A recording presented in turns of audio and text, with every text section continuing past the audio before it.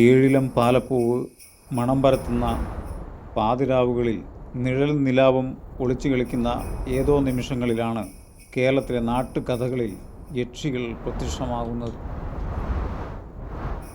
അവൾ പുറത്തുനിന്നും വരുന്നില്ല. അത് നമ്മുടെ തന്നെ നിയന്ത്രണമില്ലാത്ത ആഗ്രഹങ്ങളാണ്. മനുഷ്യൻ ആഗ്രഹങ്ങളെ ചിന്തിക്കുന്നു, ചിന്തയിൽ നിന്ന് കാമം ജനിക്കുന്നു, കാമത്തിൽ നിന്ന് നാശത്തിലേക്ക് നയിക്കുന്ന ക്രോധം ഉണ്ടാകുന്നു. പ്ലേറ്റോ പറഞ്ഞതുപോലെ മനുഷ്യനെ നശിപ്പിക്കുന്നത് വാളല്ല, അവൻ്റെ നിയന്ത്രണമില്ലാത്ത ആഗ്രഹങ്ങളാണ്.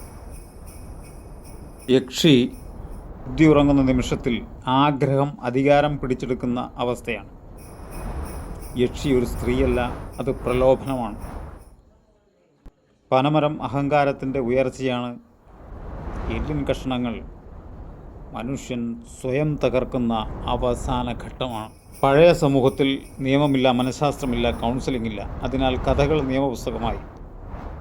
യക്ഷിക്കഥ പറയുന്നത് ആഗ്രഹം നിയന്ത്രിച്ചില്ലെങ്കിൽ വഴികളൊന്നും സുരക്ഷിതമല്ല എന്നാണ്.